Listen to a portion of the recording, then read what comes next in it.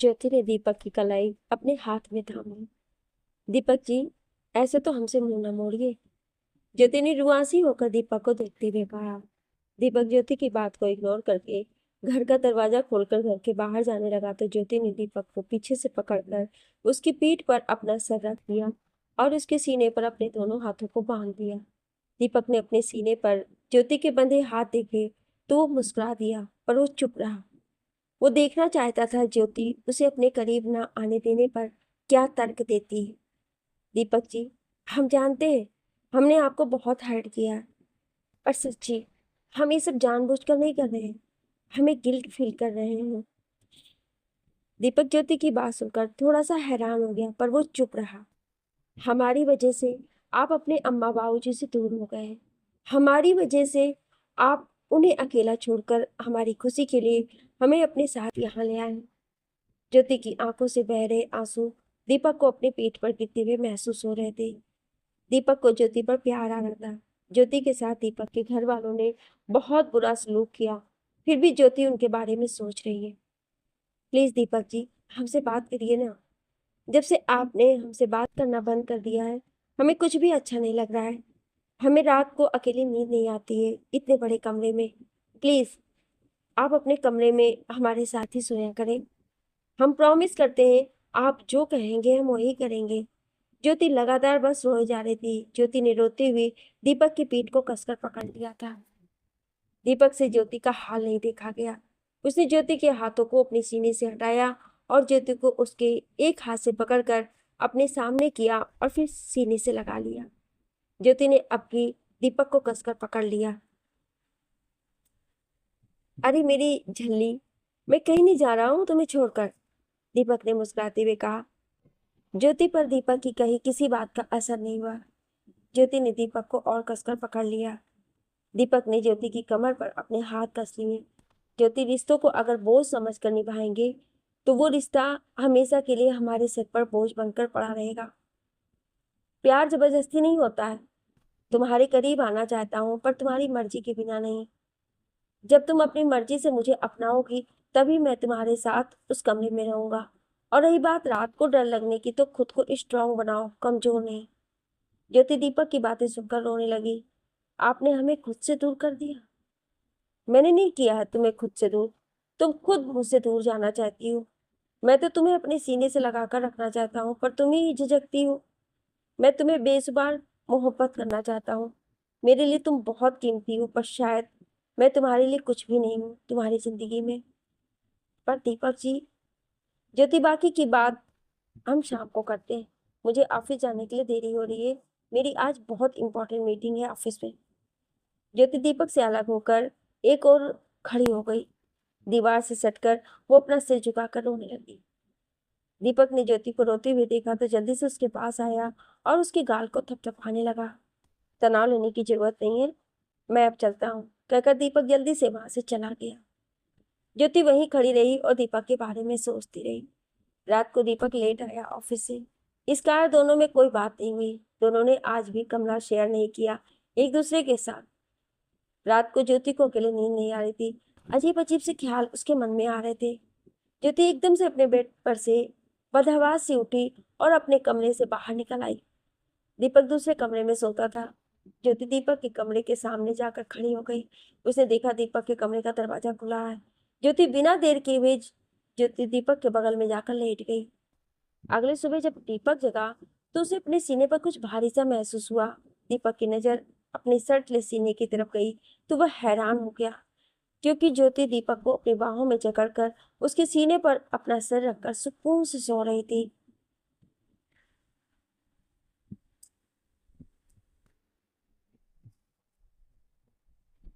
ज्योति ने दीपक को इतना कसकर पकड़ रखा था कि दीपक जैसे ज्योति को छोड़कर कहीं भाग रहा हो। दीपक ज्योति का हाथ अपने सीने के ऊपर से हटाने लगा तो ज्योति ने अपनी आंखें खोल दी। आप हमसे दूर क्यों जाना चाहते हैं? ज्योति दीपक के करीब जाकर उसकी आंखों में देखकर कहने लगी। दीपक ज्योति को हैरानी से देख रहा था। अचानक से आपको क्या हो गया ज्योति? अचानक से इतना बदलाव कैसे आ गया आप में कि आप खुद मेरे पास आकर मेरे सीने पर सर रखकर सो रही थी? ज्योति ने अपनी नम पलकों को झुकाकर दीपक के सीने पर अपना सर रख दिया। अचानक से कुछ नहीं हुआ है दीपक जी। ये सब तो बहुत पहले हो जाना चाहिए था, पर हम ही बेअकल हैं। हमें एहसास हो गया हम आपके बिना अधूरे हैं। आप इतने दिन हमसे नाराज रहे, हमसे बात नहीं की, तो हमारा दिल घबराने लगा कि कहीं आप भी हमें अकेला छोड़कर ना चले जाएं।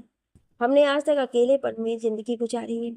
खुशी तो कभी नसीब नहीं हुई, बस गम ही झोली भरकर मिले हैं हमें।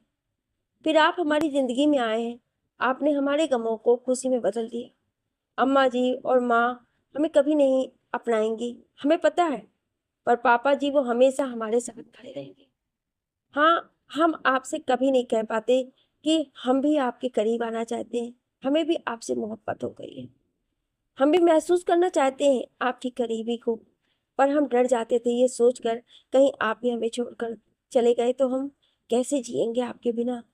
आपके बिना नहीं रह सकते हम। हमें आप चाहिए, सिर्फ आप जो कहेंगे हम करेंगे। हम अपनी मर्जी से रात को आपके पास आए हैं।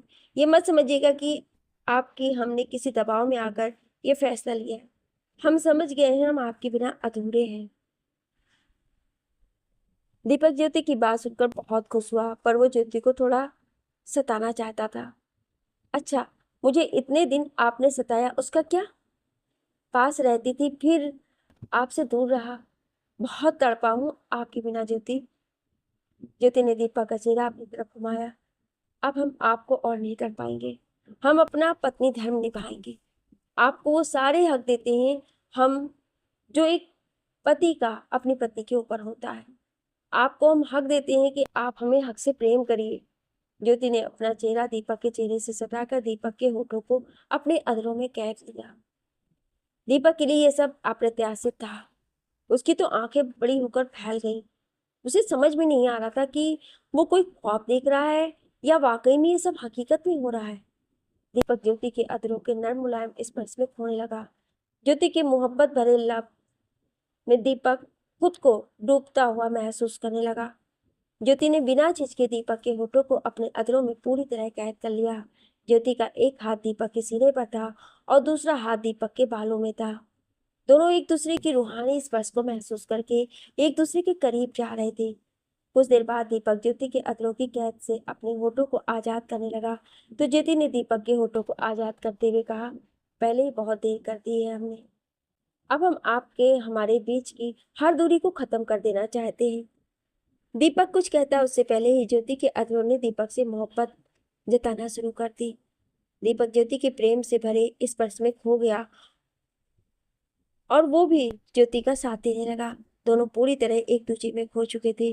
दोनों एक दूसरे से तब अलग हुए जब दोनों की मोहब्बत का ज्वार भाटा शांत हुआ। दीपक ज्योति की जुल्फों की छांव तले उसकी बाहों में सुकून से सो गया। ज्योति भी आज सुकून की नींद में सो रही थी, दीपक की मोहब्बत को महसूस करके। दीपक ज्योति की जिंदगी में अब सिर्फ प्यार ही प्यार भर गया था। जैसे जैसे दिन बीतने लगे दोनों की आपस में बॉन्डिंग भी बहुत बढ़िया हो गई। एक दूसरे को कुछ कहे बिना दोनों एक दूसरे के मन की बात समझ जाते। दोनों दीपक अब ज्योति को छेड़ता तो नहीं, जीत ज्योति भी कहाँ पीछे रहती, वो दीपक को छेड़ती, प्यार भरी बातें करती। दीपक ज्योति से जब मोहब्बत जताता तो ज्योति शर्मा कर दीपक की बाहों में सिमट जाती। हर रात एक दूसरे की बाहों में गुजरती। देखते देखते 6 महीने गुजर गए। दीपक जी दीपक बेड पर अपनी एक बाह पर अपना सिर टिकाकर अपनी आंखें बंद करके लेटा हुआ था और ज्योति उसके सीने पर अपना सिर रखकर लेटी हुई थी। दीपक जी, हम घर कब जाएंगे? ज्योति ने अपना चेहरा उठाकर दीपक के चेहरे को देखते कहा। दीपक ने ज्योति के चेहरे की तरफ देखा। क्या हुआ, घर क्यों जाना है? दीपक जी, घर क्यों जाना है से क्या मतलब है आपका? ज्योति ने घूरती नजरों से दीपक को अपना चेहरा उठाकर देखा। वो हमारा घर है, जहाँ आपकी माँ, बाबूजी, बुआ जी और फूफा जी रहते हैं। वो हमारे बड़े बुजुर्ग हैं। दीपक ने ज्योति का सिर अपने सीने से उठाकर अपनी बाजू पर रख लिया और खुद ज्योति की तरफ मुंह करके लेट गया। आपको उस घर में जाना है जहाँ आपकी कोई भी इज्जत नहीं करता है, जिन्होंने आपका दिल दुखाने में कोई कसर नहीं छोड़ी, उनकी फिक्र आपको सता रही है। आप क्यों भूल जाते हैं हम उस घर में शादी करके आए हैं, पर आप तो उस घर में पले बढ़े हैं। माँ जी आपको कितना चाहती हैं। आपके अम्मा बाबूजी, उनके बारे में तो सोचिए। आप उनकी इकलौती संतान हैं, वो आपको याद करके रोती होंगी। और फिर वहाँ पापा जी हैं जो हम दोनों को बहुत चाहते हैं। यहाँ आए हुए 6 महीने हो गए हमें। हमने घर फोन करके सबसे बात नहीं की है। हमें घर जाना है और पापा जी से मिलना है। उनकी वजह से हम जिंदा हैं और हमारी जिंदगी में आपको वही लेकर आए हैं। आप भूलिए मत। दीपक ज्योति की बात सुनकर मुस्कुरा दिया। ज्योति के चेहरे पर आ रहे बालों को उसने कान के पीछे कर दिया और ज्योति की लाभ को चूम कर ज्योति को उसके हाथ से पकड़कर अपनी बाहों में कसकर भर लिया। आप ना सच में बहुत भोली हैं, जिन्हें आपके होने ना होने से कोई फर्क नहीं पड़ता, उनसे मिलने के लिए आप तड़प रही हैं।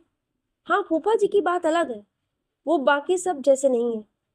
जब हम दिल्ली आए तो वो भी अपने दोस्तों के साथ तीर्थ यात्रा पर चले गए। कुछ दिन पहले बात हुई थी उनसे। फूफा जी भी बहुत जल्द घर वापस आ रहे हैं। ज्योति ने दीपक की गर्दन में अपना चेहरा छुपा लिया, क्योंकि वो हमारे अपने हैं।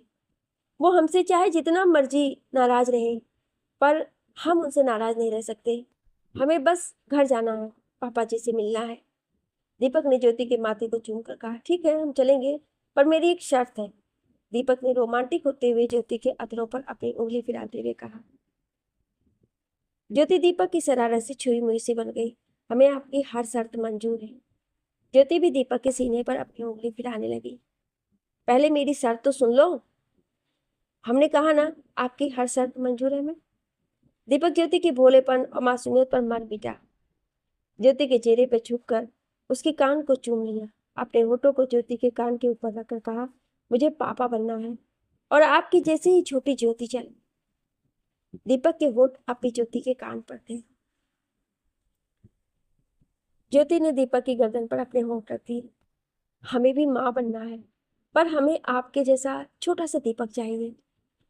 दीपक ज्योति की बात सुनकर मुस्कुरा दिया और ज्योति के चेहरे पर अपने होठों से मोहब्बत की नई इबारत लिखने लगा। दीपक ने ज्योति को पूरी तरह से अपनी बाहों में कैद कर लिया और उससे मोहब्बत करने लगा। दोनों एक दूसरे को टूटकर मोहब्बत करने लगे। देखते देखते दिन बीतने लगे। दीपक को अचानक से ऑफिस में कुछ काम आ गया, जिसकी वजह से घर जाना पोस्टपोन हो गया। काम खत्म होने में लगभग 3 से 4 महीने का वक्त लग गया। जैसे ही ऑफिस के काम से दीपक फारिग हुआ, उसने तुरंत ही घर जाने का प्लान बना लिया। घर जाने की बात सुनकर ज्योति बहुत खुश हुई। वो घर जाने से पहले ज्योति दीपक के साथ मार्केट गई, सबके लिए बहुत सारे तोहफे लेकर आई।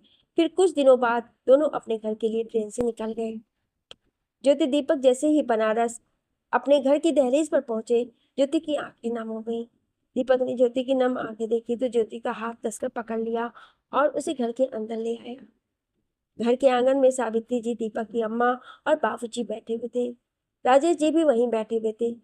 इन सबके साथ एक बुजुर्ग महिला भी बैठी हुई थी, अम्मा। दीपक की आवाज सुनकर सब दीपक को देखने लगे। दीपक को देखकर सावित्री जी और दीपक की अम्मा रोने लगी। दीपक अपनी अम्मा सावित्री जी के पास गया। दोनों के पैर छुए तो दोनों ने उसे अपने गले से लगाकर खूब लाड किया। राजेश जी की नजर ज्योति पर पड़ी। ज्योति बेटा, तुम वहां क्यों खड़ी हो? अपने पापा के गले से नहीं लगोगी? ज्योति ने गुलाबी रंग की बहुत सुंदर साड़ी पहनी हुई थी। दीपक के प्यार से ज्योति का रंग और भी निखर गया था। ज्योति का गाल बिना ब्लश के ब्लश कर रहे थे। ज्योति को देखकर दोनों सांसें मुंह बनाने लगी। जी, लगता है हमारा लल्ला अपनी सारी कमाई इसकी लाली लिपस्टिक में झोंक देता है। जरा देखो तो इसके गाल और होठों को, कैसे लाल रंग पोत कर आई है। दीपक की अम्मा अपनी साड़ी के पल्लू को इधर से उधर नचाते हुए कहने लगी। सावित्री जी ज्योति का भरा हुआ जिस्म देखकर चल भून गई, क्योंकि ज्योति पहले से भी ज्यादा तंदुरुस्त और खुश दिखाई दे रही थी। राजेश जी की बात सुनकर ज्योति मुस्कुराई और उनके गले से आकर लग गई। राजेश जी ने ज्योति को अपनी बेटी समझा था, इसलिए उसे बेटी जितना स्नेह भी दिया था। लास्ट शर्म तो बेच खाई है इसने। देखो तो ससुर के गले से कैसी लगी हुई है। दीपक की अम्मा ने अपने स्वभाव के चलते अपनी जिया के कमान से जहरीले तीर छोड़ने शुरू कर दिए। क्यों आई अब यहाँ? हमारा शौक मनाने के लिए? सावित्री जी भी कहाँ पीछे रहने वाली थी। आखिर उन्होंने भी आग उगली थी। सावित्री, होश में रहकर बात करो। राजेश जी गुस्से से सावित्री जी की तरफ घूर कर कहने लगे। ज्योति इतनी जली कटी बातें सुनकर अपने होश खोने लगी। इसलिए मैं यहाँ नहीं आना चाहता था, क्योंकि आप दोनों ज्योति को अपनी जली कटी बातें सुनाकर उसे जीने लायक नहीं छोड़ेंगी। बहुत मुश्किल से ये संभली थी, पर इन्हें ही आपसे मिलने की जल्दी थी। दीपक गुस्से से लाल होकर कहने लगा, मैं ज्योति के कहने पर यहाँ आया था क्योंकि इसे आपकी चिंता थी, पर अब ये चिंता मुक्त हो गई है यहाँ आकर। ज्योति आपकी सगी नहीं है, पर मैं तो आपका खून हूँ। मेरे लिए ही सही ज्योति को अपना लेते, पर नहीं, आपको तो अपने सड़े गले नियमों पर चलना है। जहाँ ससुर अगर बहू को अपनी बेटी मानकर उसे स्नेह से अपने गले से लगा लेता है, तो उसे और भी रूप देकर आप सब चर्चा करने लग जाती है।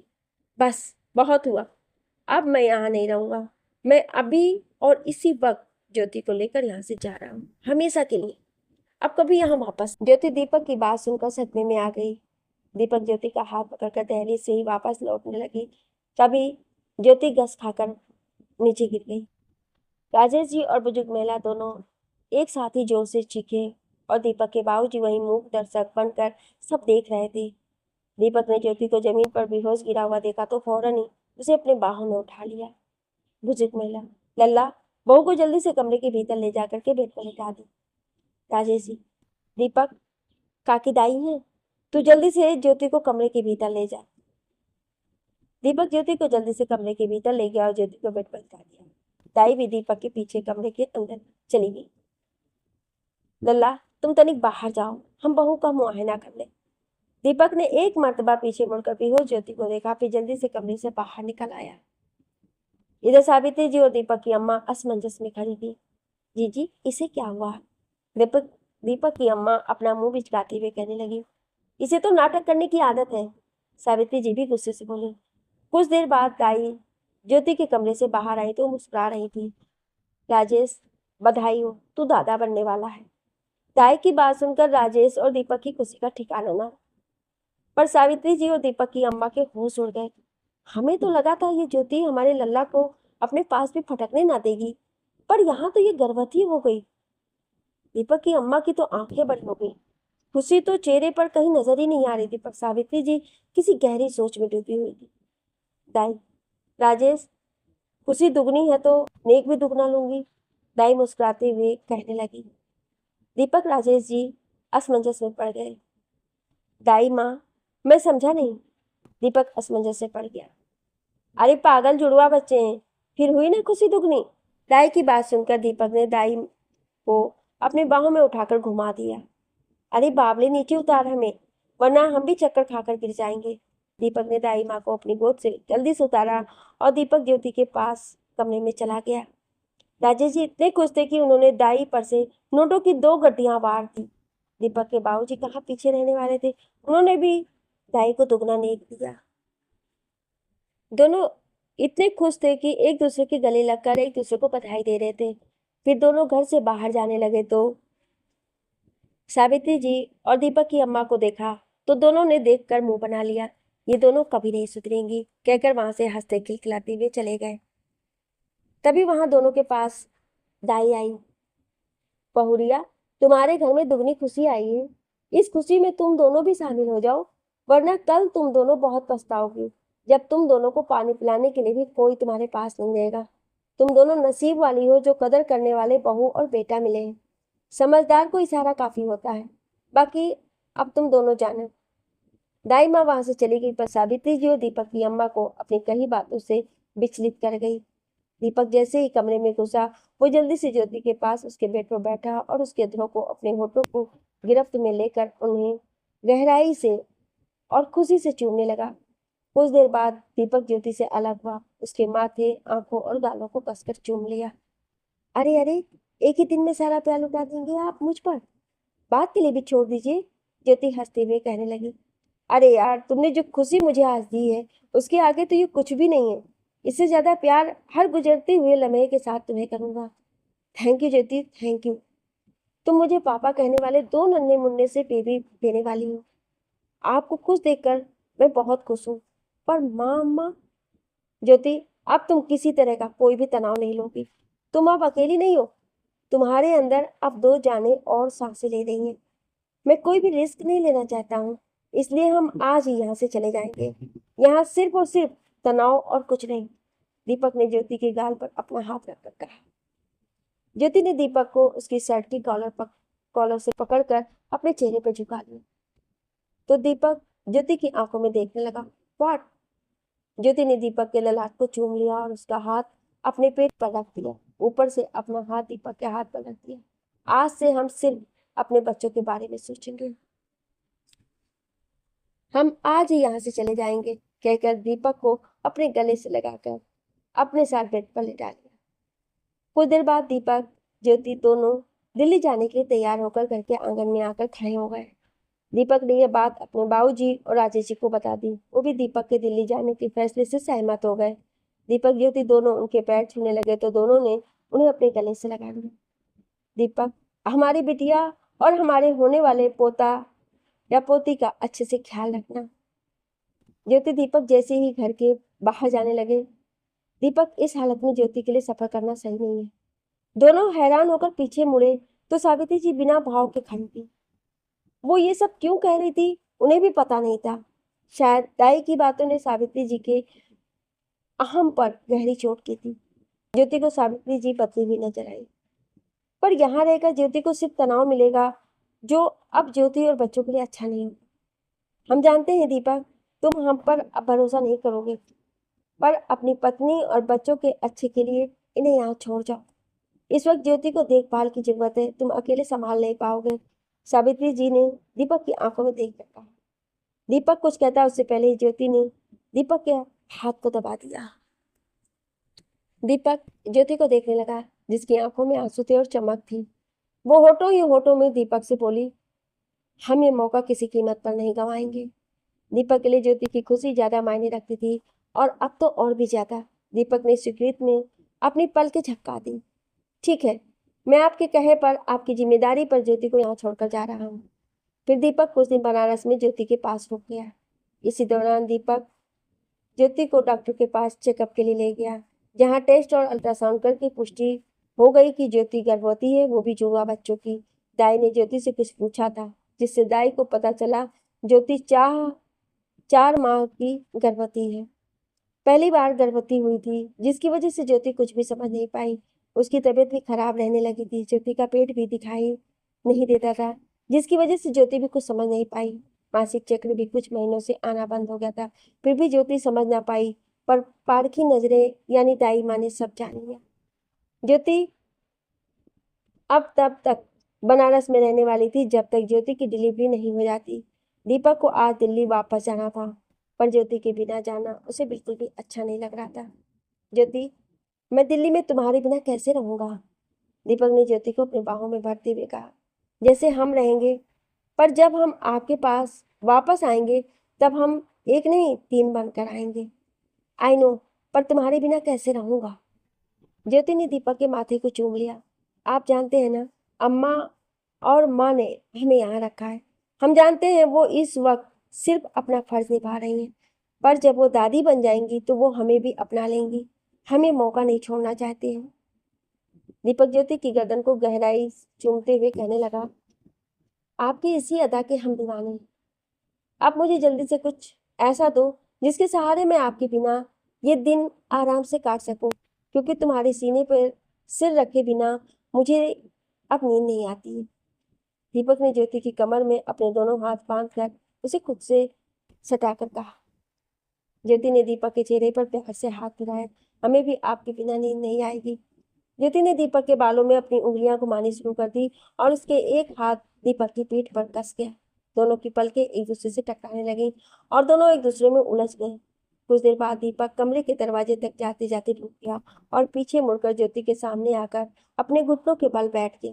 ज्योति के पेट पर प्यार से हाथ फिराया और उसे अनगिनत बार चूम लिया। ज्योति थोड़ी सी झुकी और दीपक के बालों को चूमी। कुछ देर बाद दीपक दिल्ली चला गया। धीरे धीरे वक्त बीतने लगा। सावित्री जी और दीपक की अम्मा ज्योति को बहुत ख्याल रखने लगी। इसी दौरान दीपक की अम्मा और सावित्री जी ज्योति के करीब भी आ गए। राजेश जी ये सब देखकर बहुत खुश हुए। फिर वो दिन भी आ गया जब ज्योति को डिलीवरी के लिए अस्पताल ले जाया गया। दीपक भी अस्पताल पहुंच गया। कुछ घंटों बाद ज्योति की डिलीवरी हो गई। ज्योति ने एक लड़का और एक लड़की को जन्म दिया। ज्योति को ओटी से वार्ड में शिफ्ट कर दिया गया। दोनों बच्चों को दोनों दादियों ने अपनी गोद में उठाकर उन्हें खूब लाड दुलार किया। दिनेश के बाबूजी, देखो हमारा दिनेश हमें वापस मिल गया है। उनके चेहरे पर आज अलग ही खुशी थी। दीपक की अम्मा की गोद में गुड़िया थी, जिसे देखकर दीपक की अम्मा के पैर तो धरती पर ही नहीं लग रहे थे। दोनों आज बहुत ही खुश थी।